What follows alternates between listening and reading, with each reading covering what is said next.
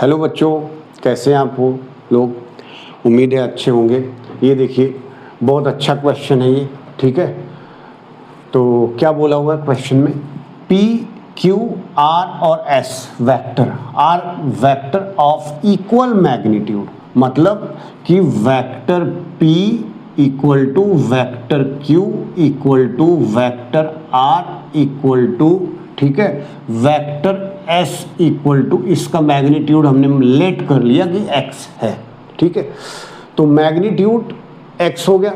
If P plus Q minus R equal to zero, मतलब p plus Q minus R equal to zero है, तो हम इसको ऐसे लिख सकते हैं, vector p plus vector q equal to R vector.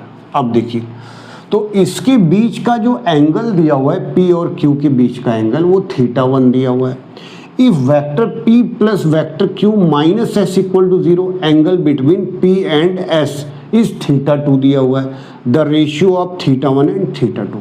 पहले तो हम θ1 की बात करते हैं। तो θ1 की अगर बात करेंगे तो बेटा r इक्वल टू क्या होगा, under root x square plus, नहीं पहले फार्मूला लिख लो आप, P square plus Q square plus 2pq, और ये आ जाएगा कॉस थीटा। तो r की जगह भी x मैग्नीट्यूड और p की जगह भी x मैग्नीट्यूड, q की जगह भी x magnitude plus 2x square, x into x square, और ये क्या आ जाएगा कॉस थीटा, है ना। अब देखिएगा x equal to under root क्या आ जाएगा, x plus x square plus x square, मतलब 2x square plus 2x square, और ये आ जाएगा कॉस थीटा। तो x equal to under root क्या आएगा, 2x स्क्वायर को कॉमन कर लो, 1 प्लस कॉस थीटा, आया समझ में। तो x equal to under root 2x square 1 plus cos theta की आइडेंटिटी लगाइए, -1 कैंसिल हो जाए, ऐसा आइडेंटिटी।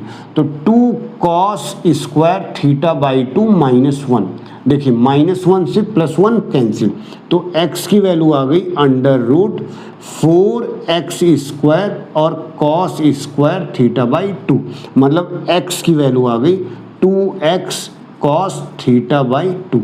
x से x कैंसिल हो गया, 1/2 equal to cos theta by 2। तो कॉस थीटा बाई 2, अब बेटा 1/2 कितना, ये होता है कॉस 60 डिग्री की value equal to cos theta by 2, इसलिए theta by 2 equal to 60 degree, इसलिए θ1 इक्वल टू 120 डिग्री। यही तो है θ1 निकाल लिया। आ रही बात समझ में। अब देखिए, अब हमें किसके बीच में निकालना है, P और S के बीच में। तो देखिए P और S के बीच में हम कैसे निकालेंगे, ये θ1 आपका आ गया, θ1 आया 120 डिग्री, ठीक है, 120 डिग्री आ गया। और P और S, अब बेटा देखो P plus Q equal to S लिख सकते हैं। किसके बीच का एंगल हमें निकालना है, P और S के बीच में, P और S के बीच में निकालना है। तो एक काम करते हैं, P का दोनों तरफ डॉट प्रोडक्ट मतलब मल्टीप्लाई कर देते हैं। देखिए P vector P plus Q vector, क्यों किया, क्योंकि एंगल जब हम निकालते हैं तो डॉट प्रोडक्ट लेते हैं, ठीक है।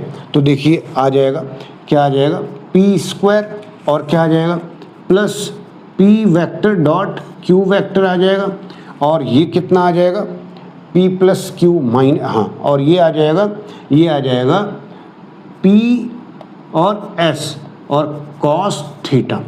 अब देखिए P और Q के बीच का अगर डॉट प्रोडक्ट, यहाँ पे S और P के बीच का डॉट प्रोडक्ट लिया, और P और Q के बीच का अगर आप डॉट प्रोडक्ट लेंगे तो देखिए P square plus PQ cos 120, क्योंकि P और Q के बीच का ही तो θ1 आया है, P और Q के बीच का θ1 120 डिग्री, ठीक है, इक्वल टू कितना आ जाएगा PS कॉस थीटा। बेटा देखो कॉस 120 डिग्री कितना होगा, -1/2, तो P स्क्वायर प्लस PQ और -1/2 equal to PS cos theta, ये आ गया।